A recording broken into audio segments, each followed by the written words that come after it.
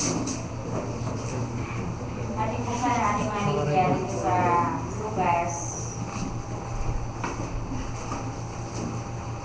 chapter 1, verse 38. At sinabi ni Maria, narito ang alipin ng Panginoon, mangyari sa akin ang ayon sa iyong salita, at iniwan siya ng anghel. Tayo tumalangin at ilihin natin sa Panginoon ang igalay nito.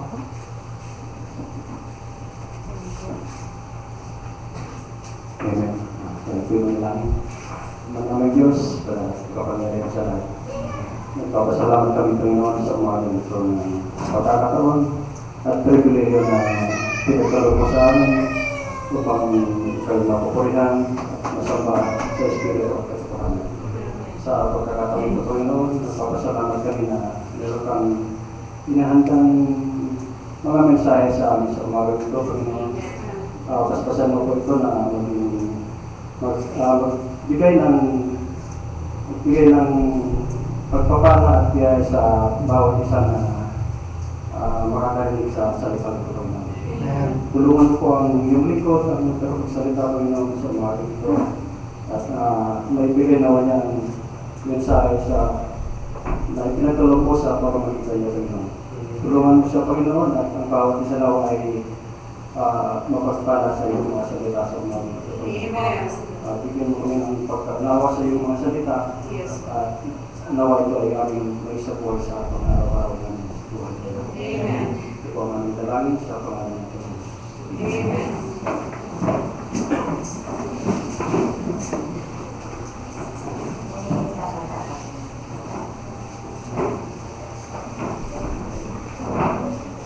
Maraming salamat sa ating Panginoon. Ito yung huling linggo na ating panambahan sa lugar na ito at pagkatapos nito ay ang ating convention. Salamat sa Kanya na alam kong bawat isa ay maganda na para sa mahalagang gawain yun. Salamat din sa Panginoon na nakasama natin si Brother Arthur. Salamat na ingatan siya ng Panginoon at inayos niya ang lahat. Bagaman si Nanay, wala pala siya ngayon. Patuloy natin ilalangin na maging malakas yung kanyang katawan. Salamat din sa Panginoon, sa mga kapatid na kasama natin ngayon na maaaring sumasamba at nakamadalangin din para sa patuloy na katagumpayan ng kanyang gawain dito sa ating bayan at dito sa lugar ng Panginoon. Maraming salamat din sa mga kapatid na pumupo sa mga kabataan kahapon na nag-practice dito. Hindi na ako nakabalik dito kasi plano ko pagkagaling sa San Pablo, dadaan sana ako dito. Pero sobrang traffic at nag-dito din ako kahapon. Kaya hindi na ako nakabalik dito. Gabi na ako nakauwi ng bahay from galing doon. Dahil sa season na to, napakaraming maraming mga namimili, maraming busy sa paghahanda. Pero salamat sa ating Panginoon na tayo bilang kanyang mga anak ay ang pinaghahandaan natin lagi yung ating mga bagay na spiritual, patuloy na dumadalangin para sa tagumpay na ating kakamtin sa panahon ng convention. At alam ko yun yung ating talagang nire-ready yung ating mga sarili sa gawain ng ating Panginoon. Salamat sa inyong mga panalangin at may mga answered prayer na nangyari sa mga isang linggo nito sa mga nagkaroon ng karamdaman. Salamat kay Mami Elvie at si Mami Rose kahapon na nag-alaga sa mga kabataan. Yung aming anak ay mag-isip kahapon kaagad dahil matagal ng last Saturday na ngayon na magre-recording sila ni Kuya Arvin. Kaya yung siya gabi na rin siya nakarating galing sa recording nila. Kaya masyadong stressful itong week na to. Pero salamat sa Panginoon, ang araw na ito meron tayong kalakasan na patuloy na binibigyan ating Panginoon para sambahin siya at maibigay yung the best natin sa ating mga pagsambay. Nabasa na natin yung ating text. Ang ating pag-aaralan ay may pamagat na doing God's will o gawin ang kalooban ng ating Panginoon. Sundin ang kalooban ng Diyos. Dito nga sa ating verse na binasa, sa chapter 1, verse 38, at sinabi ni Maria, narito ang alipin ng Panginoon, mangyari sa akin ang ayon sa iyong salita, at iniwan siya ng anghel. Sa buhay na ito, lalo na sa kanyang mga anak, may mga bagay tayong dapat matapusin o gawin ng ayon sa kalooban ng ating Panginoon. Every day, bawat araw ng ating buhay, di ba? Posible naman pag-gising mo sa umaga ay bahala na lang sa buong maghapon kung anong mangyayari. Di po ba mayroong mga bagay tayong iniisip, mga planong gawin, at napakaganda na sa pag-gising mo pa lang sa umaga, ini-entrust mo na ang iyong buhay sa ating Panginoon. Mayroon na tayong aim, mayroon na tayong mga plano na dapat gawin sa buong maghapon ngayon. At pagkatapos noon, ang pinakamagandang bagay na nasa ating mga puso, pinaka-importanteng bagay na dapat nating isipin sa ating mga ginagawa sa ating sarili, ay ang magawa ang kalooban ng ating Panginoon. Umasunod yung kanyang sinasabi sa atin sa araw na iyon. At napakaganda rin isipin bilang kanyang mga lingkod na yung bagay na ating gagawin, Panginoon, ito rin ba yung ibig mo o gagawin mo kung ikaw ay nasa ating kalagayan? Na-please ba natin ang ating Panginoon o napasaya ba natin ang Diyos sa buong maghapon ngayon? O ang sarili lang natin ang ating nasunod? Kaya nga po, kung ibig natin na masunod ang kalooban ng ating Panginoon at iyon ang ating nagawa, alam ko magiging masaya tayo. Nararamdaman natin yung kagalakan sa ating puso. Pagpunta pa lang natin sa iga-aligaan, bibigyan na tayo ng peace-minded ng ating Panginoon na sa buong maghapon iyon ay naganap natin o nasunod natin yung kanyang ibig na ating gawin. Only one life feels only best. Only what's done for Christ will last. Isa lang ang buhay na ibinigay ng Panginoon sa atin at ako'y naniniwala sa mga tunay na nagmamahal sa ating Panginoon na sila'y masaya na sumusunod sa kalooban ng ating Panginoon. No regret. Walang regret sa pagsunod sa kalooban ng ating Panginoon. Lalo pat hindi ang iyong sarili ang iyong inuuna, hindi ang iyong sarili ang ibig na itaas kundi ang ating Panginoon sa iyong buhay. Amen. Ngayon, sa pagsunod sa kalooban ng ating Panginoon, kinakailangan natin makinig, di ba? Paano tayo makakasunod, mga kapatid? Halimbawa, may nag-uutos sa atin. Paano natin malalaman yung kanyang sinasabi kung hindi tayo makikinig, di ba? Kinakailangan ibigay natin yung ating tenga para malaman natin kung ano ang kanyang iniutos sa atin. Halimbawa, yung ating mga magulang. Paano natin malalaman kung anong ibig nila ang gawin natin o iutos sa atin? Siyempre, maglalaan tayo ng oras, ng panahon, ng minuto, para pakinggan sila. Kaya napakaganda kung minsan, yung isang anak kapag mayroong sinasabi magulang, ay mataman siyang nakikinig, maglalaan siya ng oras, makikinig sa kanyang magulang. Hindi yung kinakausap siya, umaalis na siya. Nakakita na po na kayo ng ganon? Na habang kinakausap mo umaalis, o maaaring may sinasabi yung magulang, iniiwanan lang niya na umiiyak yung magulang dahil ayaw siyang pakinggan. Nakakadurog ng puso yun, di po ba?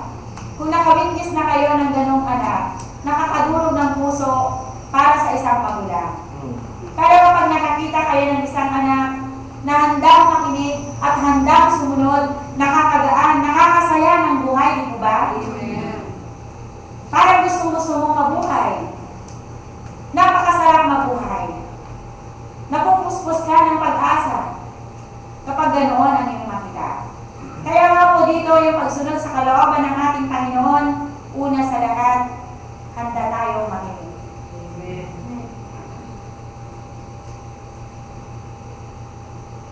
And willing to follow.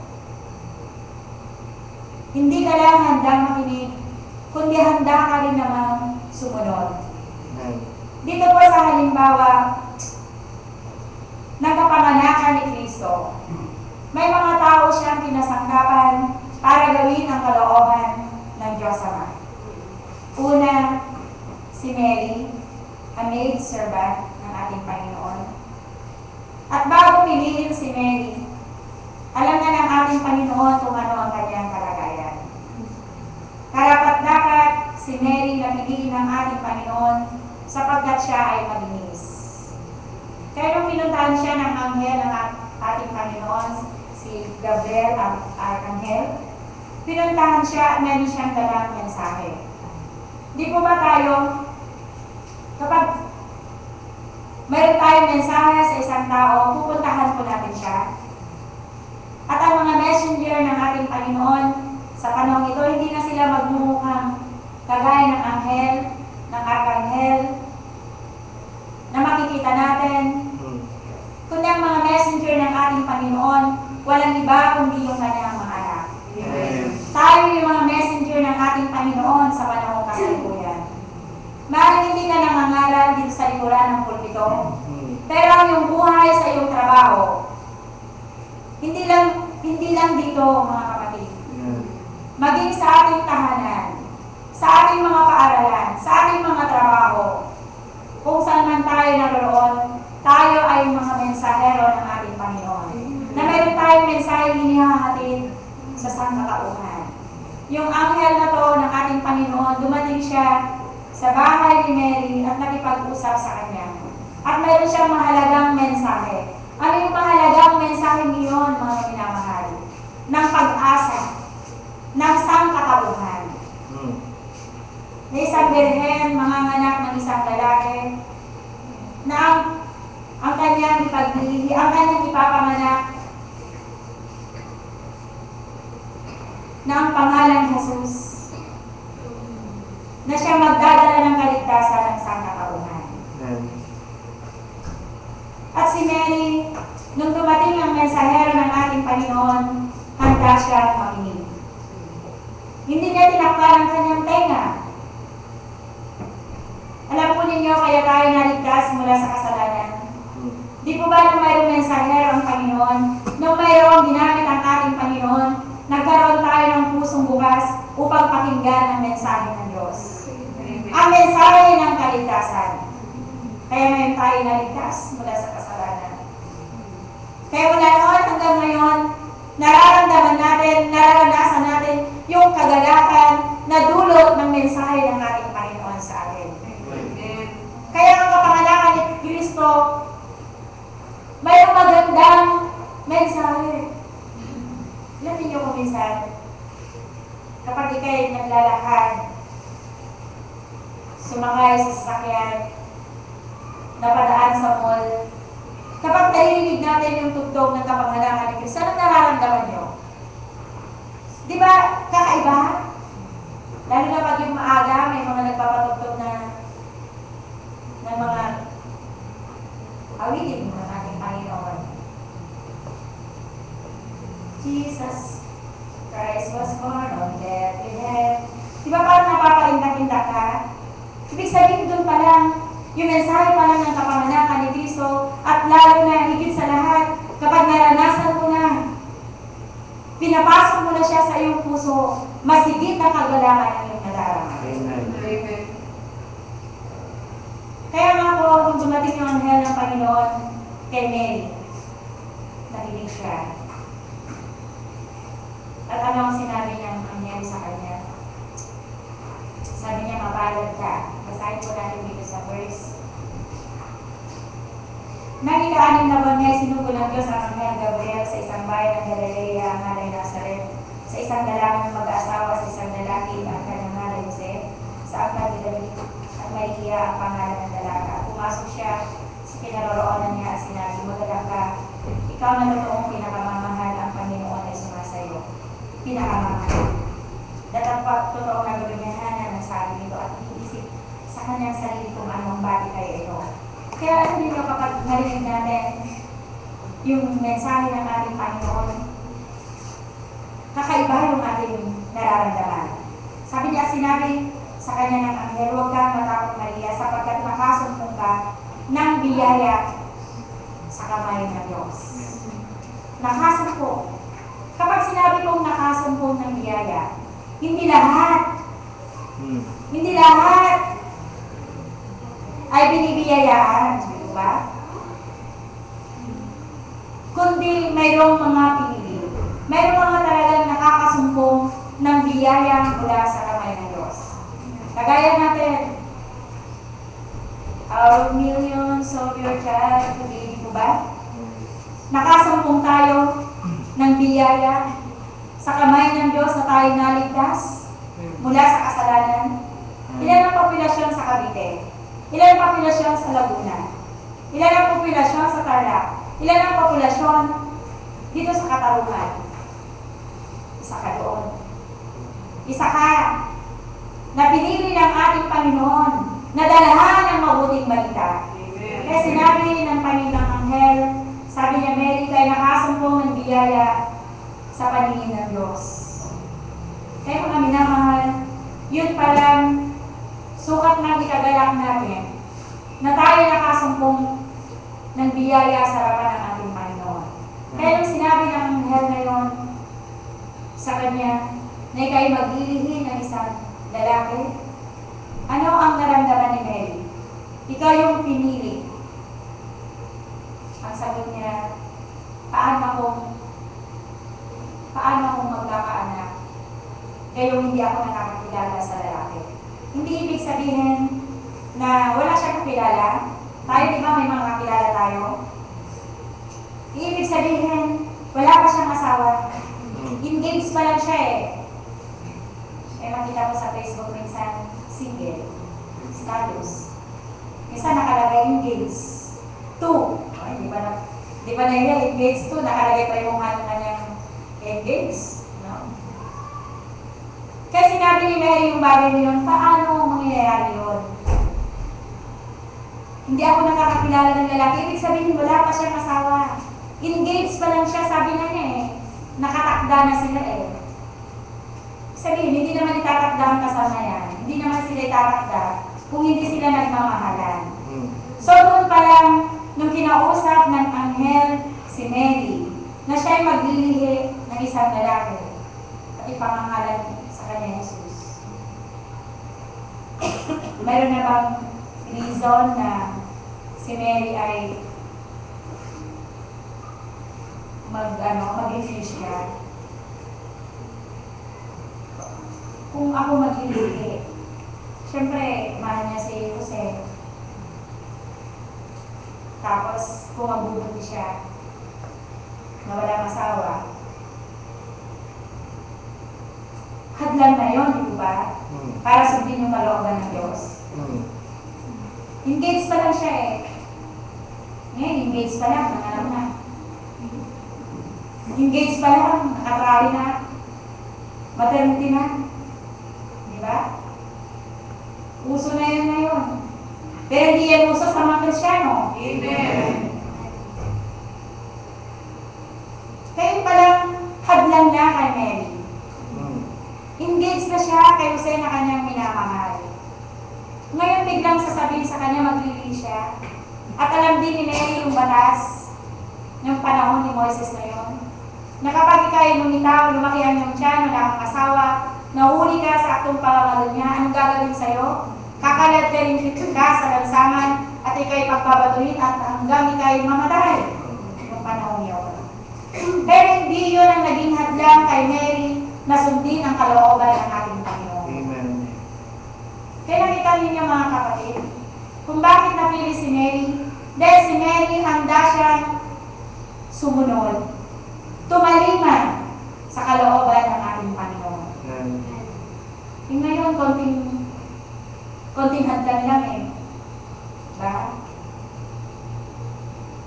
Ang daming dahilan. Kasi maglalaba pa ako eh. Imbitahan mo pa lang yun para makinig ng salita ng Diyos.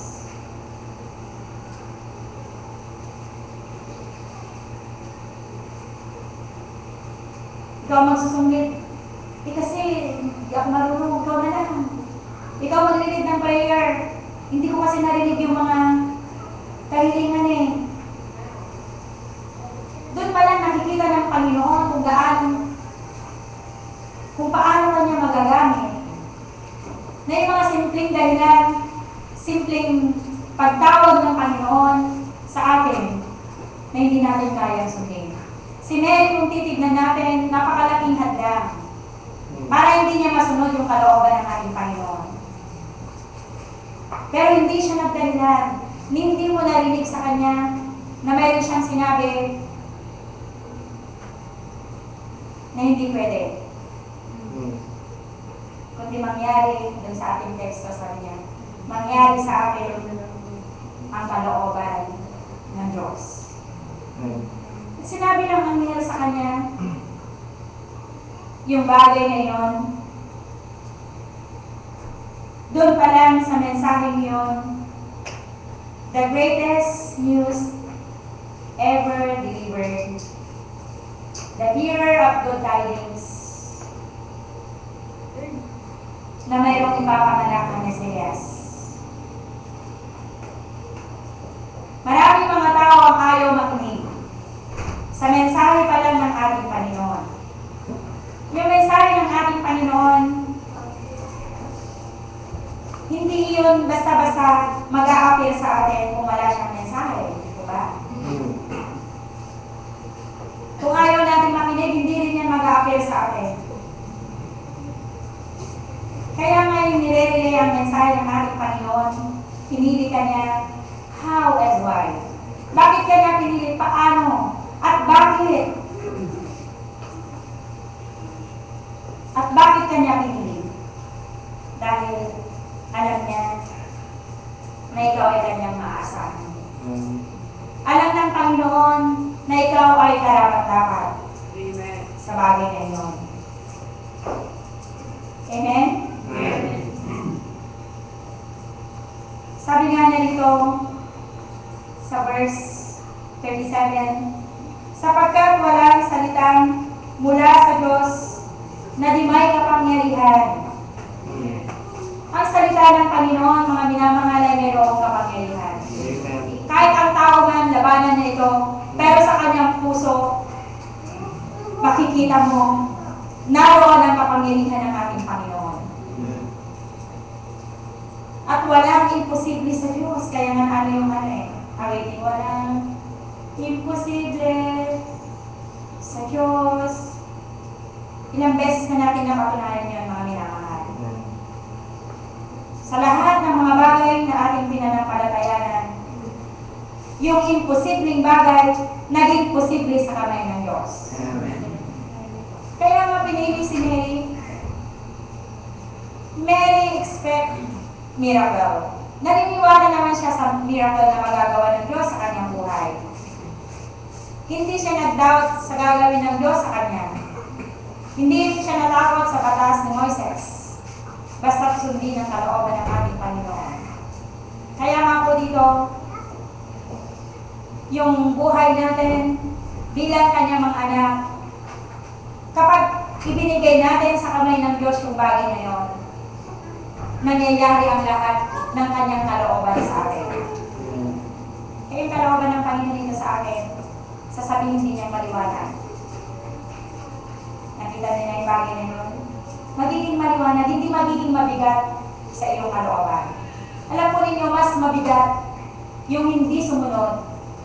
Mas mabigat ang iyong mararamdaman sa iyong kalooban kapag hindi ka susunod sa sinasabi ng Banal na Espiritu. Pero kapag sinunod mo yung bagay na yun, napakagaan. Naranasan niyo na po ba yun? Napakaliksi mong kumilos. Di po ba? Kahit may sakit ka, makikita mo, live na live ka pa rin. Gigising ka pa rin para sumamba sa ating Panginoon. Gagawa ka pa rin sa kalian ng ating Panginoon na hindi mabigat sa iyong kalooban. Kaya nga, sa ating mga pagsamba sa ating Panginoon, dahil ngayon, maaaring sa pagpunta natin sa convention, maraming mga hinihangaran ng Diablo sa atin. Para hindi tayo makarating doon. Yung pagpunta pa lang doon, pwede na siyang humarang dyan. Pero tanggalin natin lahat ng mga harang na yun. Amen. Kapag ginawa na natin, dumalaki na tayo sa Panginoon. Amen. Praise the Lord. Darating ako doon. Amen.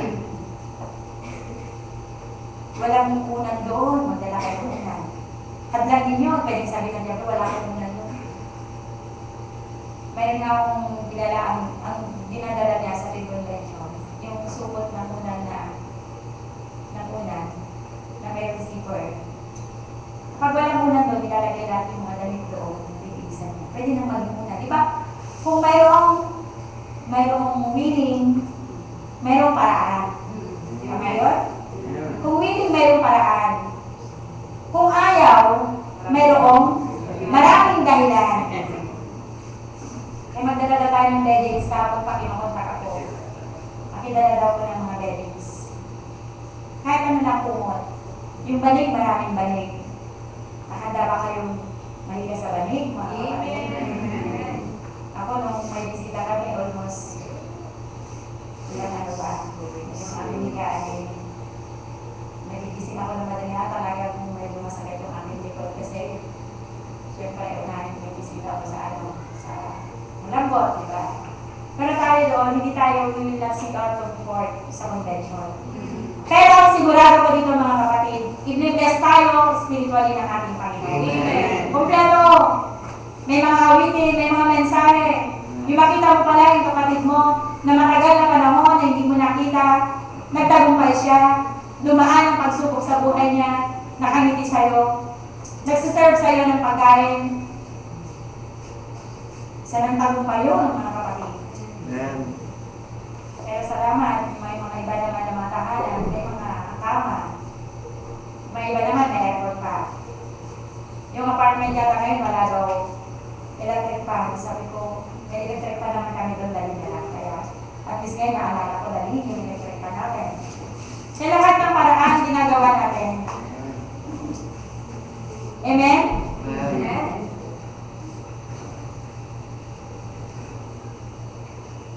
Eh, pag-uwi naman natin, punong-puno tayo ng pagpapala. Amen.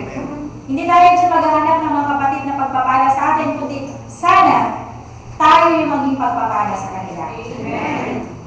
At yung mga awitin na inyong ihanda mga anak, more power, more prayer, para maging powerful. Kahit gaano man kaganda ang blending niyan, kahit gaano nyo man nasundan yung instrument na yan, kailangan natin ng Holy Spirit. Para yung mensahe ng awitin iyon ay maging pagpapala sa mga makikinig. Sa awitin iyon. Nakita ninyo yung mga nagdaang mga presentation. Alam niyo yung mga panahon na dumaan kami nito sa harapan ng mga pagsubok. Ang ginagawa ko, nakinig lang ako ng mga awitin. Yung mga inspiration noon, napakaraming mga lumapit. Yun ang mga pinapakinggan ko. Na naka-record na siya. Na naging powerful dahil sa nadinig ng mga panalangin ng mga gawain niyo. At tayo maasa sa darating na gawain niyo, kung paano pinagpala yung mga nakaraang convention sa ating buhay, nawa mas higit ngayon na pagpalain pa ng ating Panginoon. Dahil mas marami pang mga anghel ng Panginoon ang dumadalangin. Tingnan niyo yung ating mga anak, mga anghel pa yan eh. Kaya pag tututugin na ng yokolele nila, nag-yokolele sila dito, may bago kayong yokolele, napakabuti ng ating Panginoon. Napakabait ng Diyos. Na hindi na kayo nag-ipon ng agransya para makabili pa kayo. Kundi mabait ang ating Panginoon para magawa ang kalooban ng ating Panginoon. Kaya nga po dito si Mary was willing to follow. Dahil sa kanyang salitang mangyari sa akin ang kalooban ng ating Panginoon. At kung babasahin mo pa yung mga sinabi ni Mary, sabi niya, "My spirit rejoice in God, my Savior." Nagre-rejoice pa siya sa kanyang puso dahil siya ay naging mapalad sa lahat ng mga babae. Alam po ninyo si Mary kung bakit siya pinili. Sa lineage ni David, doon pumili ang ating Panginoon. Kaya talagang hindi pipili ng ating Panginoon ng maruming kasangkapan. Eh makita mo kung minsan yung mga ginagamit ng Panginoon, mula kay Jacob, mula kay Abraham, kay Jacob, kay Isaac, at sa kanilang lahi ni David. Doon lumitaw ang lahi ni David. At dito hanggang sa kapananan ni Kristo, sa lahi ni David, si Mary. Kaya makita mo minsan mula sa mga magulang, malinis na pamumuhay, hanggang sa kanilang mga anak, yung karangalan sa kanila. Hindi pipili ang Panginoon ng mga pusakal, di ba? Si Mary, banal yung pamilya nila eh. Si Joseph, ganun din si Joseph. Kaya pipiliin din niya yung banal. Si Mary, malinis siya. Sure naman, si Joseph, mapagmahal din sa Panginoon. Kaya kapag ikaw'y nagmamahal sa ating Panginoon, ang pipiliin mo rin yung nagmamahal din sa Diyos. Amen. Kagaya ni Mary, sa kanilang angkan, doon din. Hindi po ba? Kaya nga po dito, makita natin, pumipili, sabi niya in the line of David, the purity of her life. Sa angkan ni David, banal ang kanilang pamumuhay. Kaya pipili naman ng pusakal, ang mga tao walang langan, hindi naman siya buwa siguro ng patutot ang Panginoon para doon ipapanganak si Kristo. Kundi sa isang banal. Kaya ganoon din sa atin sa panahon ito. Mga kapatid, ang kanyang mga ginagamit, yung mga handang magpakalinis, yung mga handang sumunod sa kalooban ng ating Panginoon, yung walang reklamo, yung walang adlang sa kanilang puso upang lubusang makapaglingkod sa ating Panginoon. Mga kapatid, doon pumipili ang ating Panginoon. Maaaring isa ka doon. Maaaring isa ka sa mga oras na ito na tinatawag ng ating Panginoon. Masasabi rin ba natin, kagaya ni sinabi ni Mary, mangyari sa akin ang kalooban ng Diyos. Amen. Mangyari sa akin ang kalooban ng Diyos. Na maaaring kung minsan maaaring tinawag ka, maaaring yung tatahakin mong daan, rough, medyo matarik yung daraanan mong daan. It's not an easy way. Marami kang dapat na pagtagumpayan. Pero ang napakaganda, mga kapatid, ang pinakamagandang isipin na ikaw ay pinipili ng ating Panginoon. Amen. Isang karangalan yung bagay na yun. Kaya sinabi kay Mary, mapalad, ikaw ay mapalad sa babaeng lahat. Kaya kapag pinili kayo kay aawit sa Panginoon, ikaw pinili ng Panginoon para magministeryo sa ganitong paraan, mapalad ka. Gawin mo na yan ng mayroong kausayan, na mayroong pagsusumamo at mayroong kababaang loob ng ating Panginoon. Amen. Dahil ang Diyos hindi siya gagamit ng mga palalo. Amen.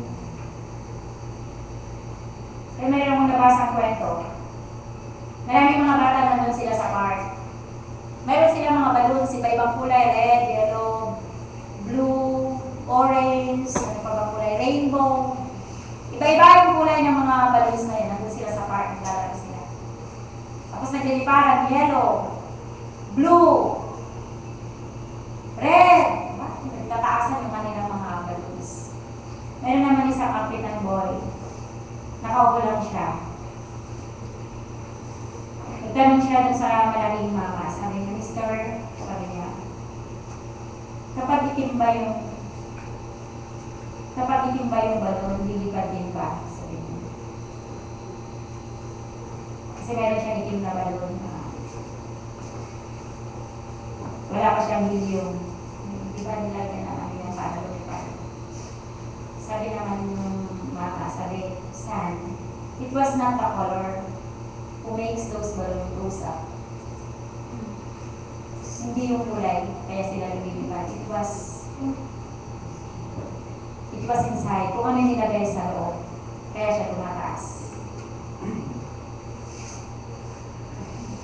Kaya minsan ang nagiging dahilan, kaya merong tumataas dahil kung ano yung laman ng puso. Pero mga lingkod ng ating Panginoon, kung hanggang kailan, kung kailan ka ginagamit ng ating Panginoon, lalo kang nagiging mababa sa harapan ng Diyos. Amen. Lalo nagiging mababa para ikaw ay kanyang gamitin. Hindi kailangan na tayo tumaas at yung iba naman ay bumababa. Tama. Di mo ba? Amen. Mas maganda, hawak kamay tayo mga kapatid. Amen. Hawak kamay. No one left behind. Mas left behind. Kaya nga ganun na lamang yung ating pagdamay sa mga kapatid kapag mayroong nangangailangan, di ba? Bilang kanyang mga anak. Dahil ayaw natin na mayroong nalulugmok. Ibig natin na bawat isa ay nagsasaya, nagbubunyi, nagtatagumpay sa kamay ng ating Panginoon. Amen. Hindi tayo naging masaya kapag tayo lang yung nagtatagumpay. Kundi bawat isa sa atin.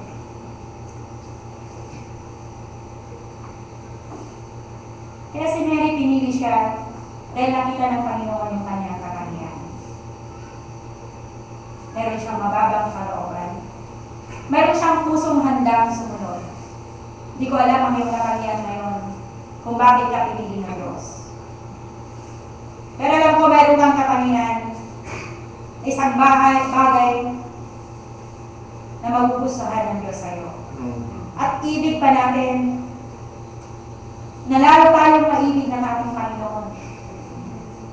Bakit? Kasi noong mga panahon na hindi tayo kaibig-ibig, minahal na tayo ng Diyos eh. Ngayon pa kaya na ikaw ay nakakilala na sa ating Panginoon? At lalo pa kaya na yung puso ay malambot na handang paturuan? Na mayroon kang pusong laging handang sumunod sa kanyang mga salita? Kaya doon nagmamanifest. Doon kumikilos ang ating Panginoon sa isang Kristiyano na sa kanyang buong buhay, wala siyang hinangad, wala siyang inisip, wala siyang hiningi, wala siyang dinalangin sa Panginoon, kundi ang sabihin sa Diyos, Thy will be done, O Lord. Kagaya ng sinabi ni Mary. Kaya ating Panginoon, hindi rin siya mamipilit, mga kapatid. Hindi rin niya pipilitin ang isang tao na gawin ang kanyang kalooban.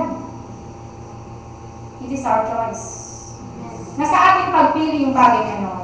Pero kailanman hindi siya pwepersa ng isang tao para gawin ang kanyang kalooban.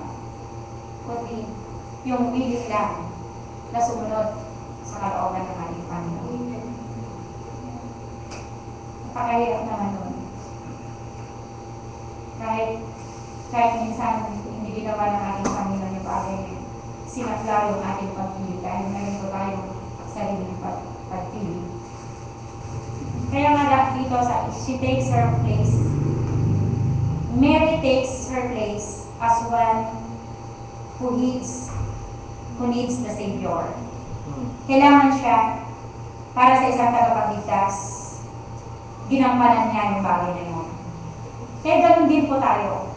Kung ano yung tinawag niya sa atin sa katawan, kung gagampanan natin yung ating place doon, magiging maganda ang takbo ng iglesia ng ating Panginoon. Amen. Hindi na natin sasaklawin yung part niya. Sa akin yan. Kung saan siya tinawag. Kung saan ka tinawag, doon ka. At doon ka higit na magagamit ng ating Panginoon. Dahil hindi nagkakamali ang ating Panginoon kung saan ka niya nilagay. Amen. Kaya hindi naman nagkamali ang Panginoon, bakit itong kami andito sa dalawang side? Bakit yung isa wala sa likod? Hindi na natin pwedeng questionin doon ang ating Panginoon. Nilagay niya yung perfectly fit yan. Kaya ganyan din ang katawan ng ating Panginoon. Hindi natin pinag-question bakit siya ang nilagay doon. Wala tayo sa lugar na questionin ng ating Panginoon sa bagay na yun. Ang mahalaga siya ay kasama sa iglesia ng Panginoon. Amen. At mayroon siyang parte sa bagay na yun. Sana maging parte rin tayo para siya ay makapanatili sa katawan ni Kristo. Amen. We have part in God's family to do His will. Gawin lang ang parte natin para magiging maayos at magiging maganda at magiging normal ang takbo ng katawan. Jesus Christ, the hope, the example of following the will of the Father. Si Jesus Christ. Si Jesus Christ mula sa kanyang kapanganakan, doon na nagmanifest yung kababaang loob si Jesus Christ in the manger to the cross. Lahat sa kabababaan, sa kaaba-abahan, sa kaapi-apihan, sa pagkahamak, mula sa kapanganakan hanggang doon sa krus ng Kalbaryo. Sinaffer niya yan para sa iyo at para sa akin. Kaya nga dito, bakit doon siya ipinanganak? Walang lugar sa mga puso. Walang lugar sa mga apartment, sa mga bahay tuluyan noong mga panahong iyon ng ating Panginoon Jesucristo. Yung Mesias na pwedeng ipanganak sa palasyo. Di ko ba? Doon sa palasyo. Tayo kahit paano. Kailan ba yung may nagtanong sa akin kung ba ng isang araw ba? Sabi niya, saan po kayo pinanganak ng hospital? Sabi niya, hindi ako pinanganak sa hospital. Ano po yung napanganak sa iyo? Sabi, hilot. Hilot lang. Saan po hospital? Sabi niya, hindi ako pinanganak sa hospital. Sa hilot lang, sa bahay lang. Si Mary, sino naghilot sa kanya? Si Joseph. Sino daw ang kauna-unahang doktor o nurse? Si Alain. Tatas-tas lang yun. May pinanganak si Mary. Wala nang lugar para sa mga lugar na komportable na ipapanganak ang hari ng mga hari. Saan naging available siya? Sa pasabsaban. Sa pasabsaban, na ngayon ginawa ng sosyal. Yung pasabsaban na yun. Diba? Grabing bongga. Nagparte nga kami sa story. Grabing bongga ng kasaotan. Pero siya, tayo may nag-attend na nurse, di ba sa inyo, may nag-attend na doktor, yan. Yung mga new generation ngayon, doktor na. Napakaraming mga gamot, napakaraming mga attendant. Nung tayo papanganak. Kahit pa paano, nasa function siguro. Yan. Meron midwife na nag-attend sa akin. Kaya makita po ninyo si Mary, si Baby Jesus. Hanggang ngayon, baby pa rin sa kanila. Tayo, oo, ipinanganak ang ating Panginoon si Cristo. Pero hindi siya nanatiling baby. Lumaki siya. Ipinako siya sa krus. Para sa iyo at para sa akin. Kaya nga po dito, Christ came to give light to those in darkness. Kaya nga ipinanganak ang Kristo, doon pa lang lumitaw na yung malaking tala, di ba?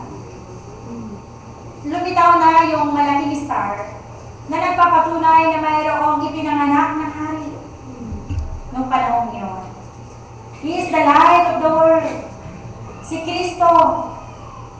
Kaya nung nakita iyon ng mga tatlong pantas, nakita nila ipinanganak na ang hari ng mga Hudyo. Kaya sinundan lang nila yung tala. Alam niyo, ang ating Panginoon, siya yung liwanag. Amen. Kaya susundin lang natin siya, yung kanyang mga salita, hindi tayo maliligaw. Amen. Hindi tayo matitisod kailanman. Dito na ang ating kapatid na mula sa ibang bansa. Salamat kung dahil po sila dito at meron pa po kayong maabutan.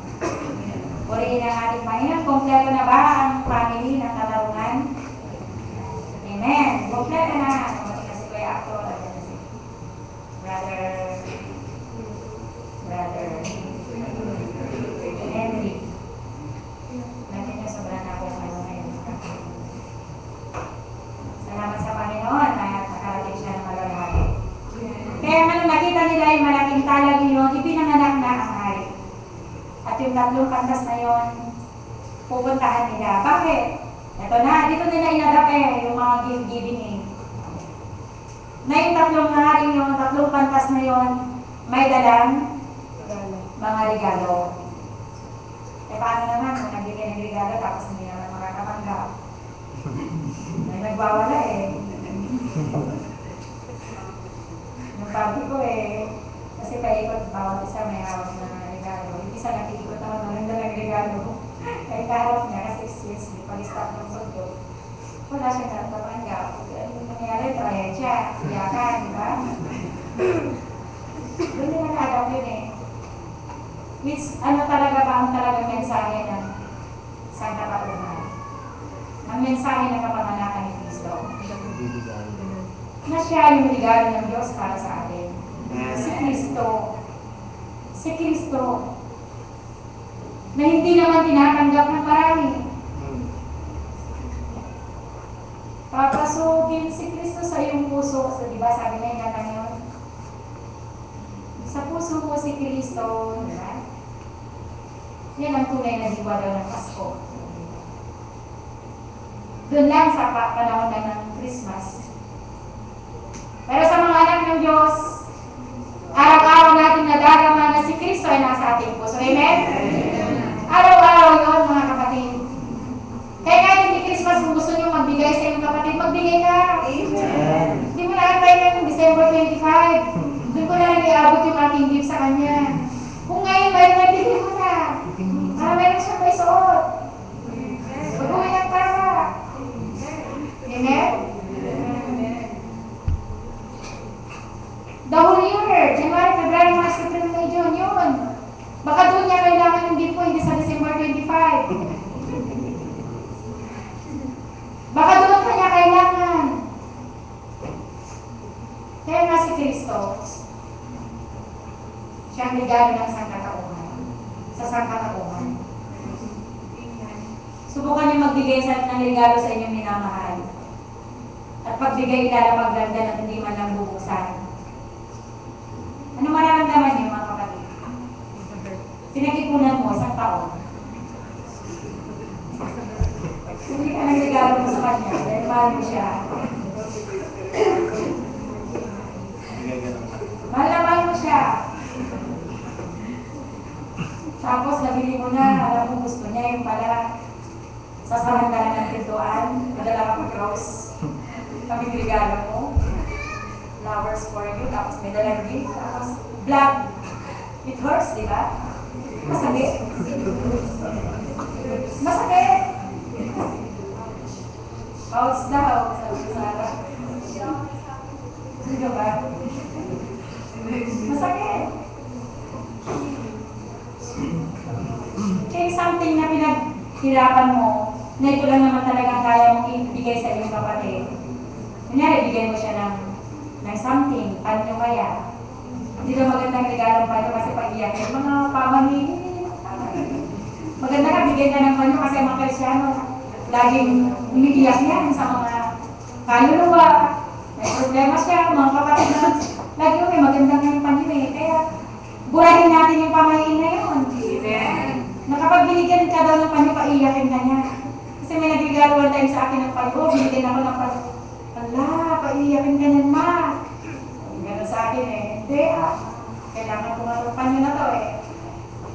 Magandang nilirigalo yan sa mga Kristyano kasi napakababa ng kanilang mga luha. Kaysa pag-tissue yan kapag nagganyan-ganyan eh. Wala na, di ba? Mamamaya, kumimiti ka, dami ng puti-puti yung mga kaya ganyan din ang ating Panginoon. Yung kanyang bugtong na anak, sinakripisyo niya. Ibinigay niya sa mga taong hindi ka inipilig. Sa mga hindi karapat-dapat, yun ang kanyang binigyan ng regalo. Nireject pa rin siya. Hindi pa rin ina-accept yung regalo ng Diyos, Ama. Na walang iba kundi yung precious na si Jesus Christ na nag-suffer para sa iyo at para sa akin. Kaya nga po nagpapasalamat tayo na hindi lang istorya yung kapanganakan ni Kristo sa buhay natin. Kundi naganap na sa ating mga puso. Nararamdaman na natin, ginagawa na natin, at hindi mababayaran ng anumang salapi yung kagalakan natin na darama sa buhay natin, sa bawat araw na lumilipas sa ating buhay. Yung pagluhod mo pa lang sa umaga, di ba? Napakagandang lumanan. Mararamdaman mo yung pag-ibig ng ating Panginoon sa iyo.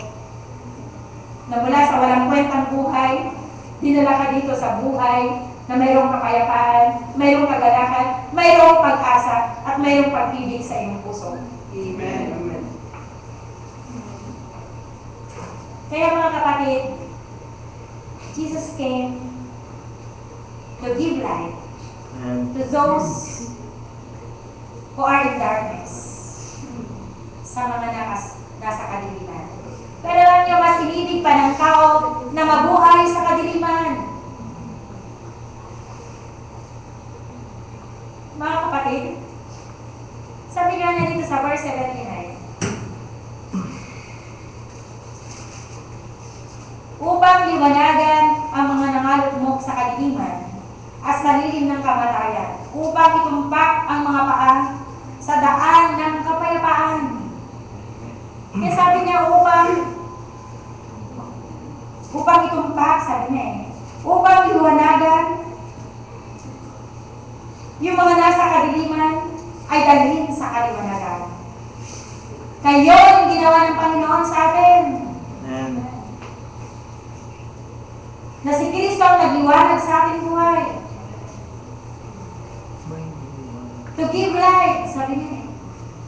Meron ng liwanag, bakit hanggang ngayon nasa kasalanan ka pa? Meron ng Savior. Meron ng tagapagligtas. Mayroon ng liwanag, iba't ngayon hanggang ngayon nasa kadiliman ka pa. Hindi ka pwedeng makishare-share lang sa liwanag na yun. Lola, ng iyong mama, ng iyong daddy, ng iyong mami, ng iyong kaibigan. Hindi pwede. Individual na liwanag ito. Amen. Liliwanagan ka ni Kristo. At pwede ka rin magliwanag dahil kay Kristo na iyong tinanggap. Kaya mga minamahal, ibig ng ating Panginoon na tayo ay maging liwanag. Sabi dito sa John chapter 8 verse 12.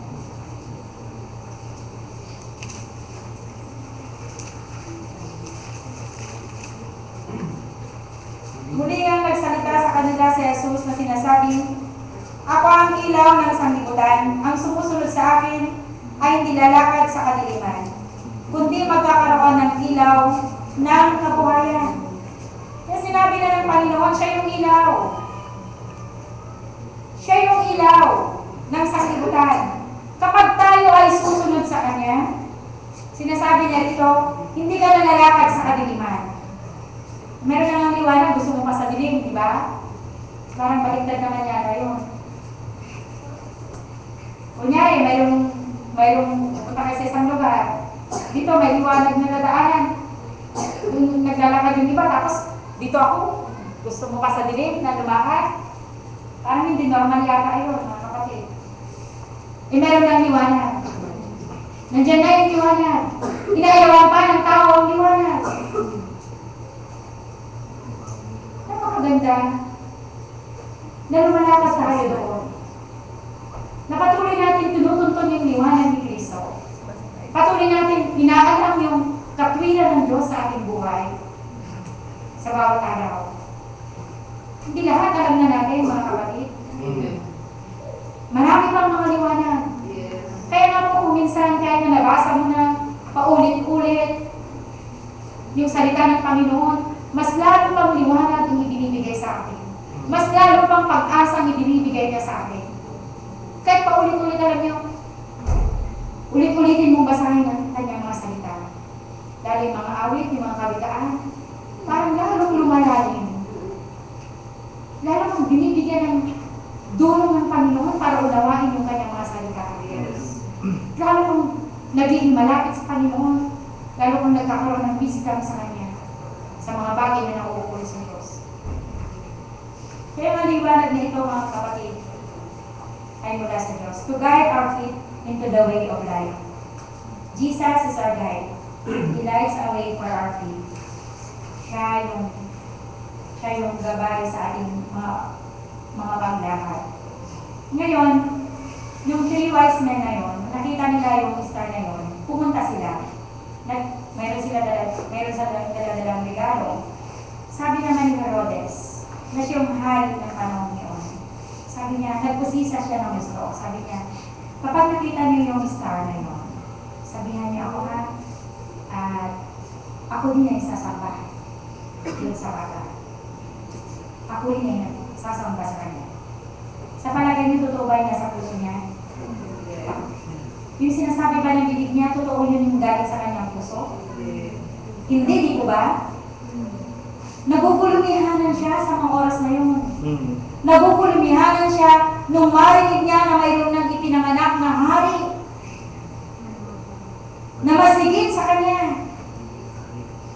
Kaya nung kinausap niya yung tatlong pantas na yun, sabihin niyo sa akin kapag natagpuan niyo yung hari, bumalik kayo sa akin at ako rin naman ay sasamba sa kanya. Sasamba rin daw siya. Pero alam po ninyo, alam ng Panginoon yung laman ng kanyang puso. Bakit? Nung pagdating ng tatlong pantas na yon, para ibigay na nilang handog, anong sabi ng Diyos sa kanyang anghel ng Diyos? Huwag na kayo bumalik. Ay, bumalik. Mag-iba kayo ng daan. Dahil may nag-aadya sa buhay ng bata, ng hari. Nakinig naman sila. Alam po ninyo, ang ating Panginoon, mayroon yan. Naniniwala kayo na kahit tayo may mga anghel tayo? Meron tayong tagapaglingkod ng mga anghel. Yun yung lagi yung sinasabi ng pastor sa akin bagong kanta pa ako. Meron daw tayong anghel na tagapaglingkod. Hindi ko alam kung ang mga anghel yan. Sana'y talagang anghel na puti. No? Maganda yung puti yung puti ako ngayon ha. Yung nagbubulong sa atin. Meron daw tayong mga anghel na tagapagbantay sa atin. Alam niyo yung bata minsan, yung bata, kapag nahulog siya, walang nag-attend sa kanya na nakakita. Di ba nakita mo umiyak lang siya, wala siyang galos, iyak lang siya naiyak. Sabi nga may anghel na nagbabantay. Minsan may makarinig ka ng balita sa barko, may mga nalunod, mayroong bata na naligtas, di ba? May mga nadisgrasya, may mga baby doon, may nakaligtas na bata. Bumuho yung lupa, may bata doon na nakaligtas ng anghel, parang may anghel sila. O talaga may anghel. Eh tayo ba, hindi daw tayo nagpapaglikod ng anghel? Tayo na, tignan mo si Jacob na nakapagbulo siya sa di ba? May mga naglilingkod sa kanya. Kaya dapat huwag mawala yung mga anghel na yan sa atin. Sa pagsakay mo sa sasakyan, sa iyong pagtulog, may bumabantay sa iyo, di ba? Huwag mo nang maayaan na dalawa pa yung magbantay sa atin. Wala nakikipagbunuhan. Ako makikinggan mo, ako yung magpakinggan mo. Kaya nga isa lang yung pinapakinggan natin. Kasi meron din naman evil spirit na nagbubulong-bulong. Sana talagang 100%. Yun na yung ating pinapakinggan, amen? Amen. Maraming nag-amen. Kaya nagbubulong kay Herodes. Wala na. Matatalo na yung trono mo. Kaya napuspos siya ng galit at inggit. Kaya may inggit at galit at jealousy. It is cruel like a grave, sabi niya. Umapatay na. Kaya nga nung nalaman niya na napagdalaman na siya ng mga tatlong pantas, ano ang ginawa niya? Anong ginawa niya? Nagpapatay niya. Basahin natin dito sa Mateo, chapter 2, verse 30. Napakaalis nga sila, narito ang isang anghel ng Panginoon ay nakakita kay Jose sa panaginip na nagsabi, magbangon ka at dalhin mo ang sanggol at ang ina at tumakas ka hanggang sa Egypto at tumuon ka hanggang sa sabihin ko sa iyo, sapagkat hahanapin ni Herodes ang sanggol upang siya ay puksain. Ayun ang gagawin niya. Puksain daw siya. Sa verse 16, nang magkabay ng mapansin ni Herodes na siya napaglaruan ng mga pantas na lalaki, ay nagalit na mainam at nagutos at ipinapatay ang lahat ng mga sanggol na lalaki na nangasa Bethlehem at sa buong palibot noon mula sa gulang na 2 taon hanggang sa pababa, alinsunod sa panahon ng kanyang maingat na pagsisiyasat sa mga bantas na lalaki. Kaya tignan mo ang ginawa niya. Pinatay niya mula sa gulang na 0 age to 2. Pinagpapatay niya baka sakaling nandoon yung si Jesus na pinanganak. Pero at the end, dahil sa kanyang ginawa, mga kapatid, anong ginawa niya?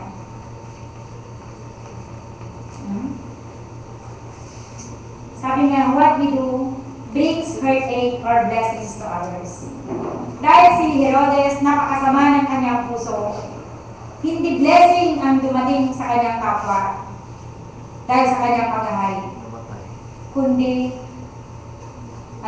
curse, heartache, sorrow. Kaya ganyan ang tao na hindi nalilis ang kanyang puso, na punong-puno ng galit ang kanyang puso, na hindi nilinis ng dugo ng ating Panginoon. Bumapatay yan. It brings sorrow, sabi niya eh. Magiging dahilan para yung ibang tao mag-suffer dahil sa buhay na marumi ng isang tao. Pinagpapatay niya, hindi pumapapanamis. Si Raquel, sabi niya, hindi siya maaliw dahil sa kanyang mga anak na pinatay. Kaya ganun. Pero dahil sa malinis na buhay, malinis na pamumuhay, magdadala ito ng blessing, ng galak sa buhay ng ibang tao. Ganyan yung mga anak ng Diyos, mga kapatid. Kahapon nga, naiiyak ako dun sa kwento ni Nanay Rita. Sabi niya, Sister Rose, na-hold up ako. Eh, isnasan din ako. Nanay, sa bulan yung yan, isnasan pa kayo. Grabe naman yung snatcher na yun. Oo nga, kasi hiniram si Liam, sabi niya. Hiniram daw yung ako niya ng kanyang lola sa kabila. Kaya naman, sabi niya, namili din kami, mamimili kami, kasi wala silang mahalagang mabulang ulit. At nakaupo naman ako para bibili kami. Kaya po, ano lang, bibili na lang nila. Bigas yata. Yung ibibili ng bigas, dinukot na yung ari. Kaya sabi ko, iiyak ako kahapon nung pinipento niya, sabi ko, Nanay, sa edad niyo yan, hindi naman lang sila naawa sa edad ninyo, may sakit pa kayo. Pumayat si Nanay. Ang payat, ang lalayan ng mga mata. Kaya ganoon ang tao pala sa Panginoon. Magbibigay ng dahilan para ibang tao malugmok, masira ang buhay, magkaroon ng heartache, ng kalungkutan. Pero mga minamahal, bilang kanyang mga anak, we are the light of the world. Tayo yung magdadala ng pag-asa, ng kapayapaan. If we do God's will. Kapag gawin natin ang kalooban ng ating Panginoon, makikita natin ilan pa kayo magiging masaya sa palibot natin. Napapasaya ba natin sila? Napapasaya ba natin yung mga tao sa palibot natin? Amen? Amen. Salamat sa ating Panginoon. Kaya yung ibig ng ating Panginoon sa atin. Kaya nga, yung hindi, yung galit sa puso ng isang tao, sabi nga, brings you trouble in the heart of Jesus, sa puso ng Diyos. Pero, kapag maraming trouble ang iyong puso, maraming kapigatian sa iyong puso, si Kristo ang regalo ng Diyos. Tatanggapin mo ba siya? Susundin mo ba ang kanyang kalooban? Jesus Christ, the best gift ever. The best gift. Siya na yung pinaka-the best.